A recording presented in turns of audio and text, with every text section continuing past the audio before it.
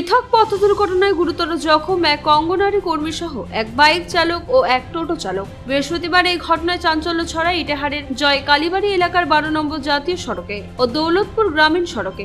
জখমরা রায়গঞ্জ মেডিকেলে চিকিৎসাধীন। জানা গিয়েছে, এদিন দুপুরে সরাইদিঘি এলাকার বাসিন্দা পেশায় অঙ্গনারী কর্মী তার এক সহকর্মীর বাড়ি যাওয়ার উদ্দেশ্যে জাতীয় সড়ক পার হচ্ছিলেন। সেই সময় হরিরামপুর থানার ক্ষীরপুকুর গ্রামের বাসিন্দা মাসুদ আলী বাইক নিয়ে অত্যন্ত দ্রুত গতিতে এসে মহিলাকে সজোরে ধাক্কা মারে।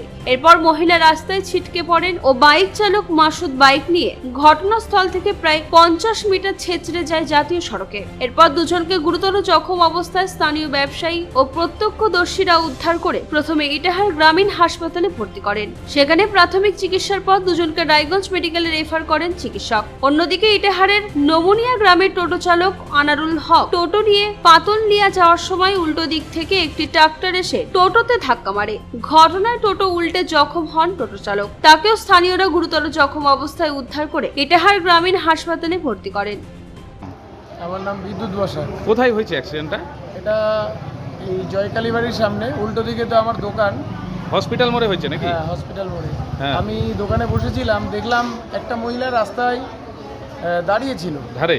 হয়তো সে পার হবে কি কোন দিকে এরকম জানা ছিল না।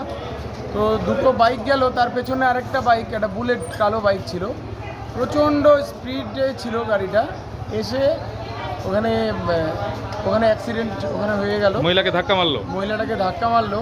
আর বাইকটা সহকারী যে ছেলেটা অন্তত 50-60 মিটার দূরে গিয়ে পড়েছে, ছেঁচড়ে গেছে। ছেঁচড়ে গেছে। এখন দুজনেই এই হাসপাতালে ভর্তি আছে বর্তমানে।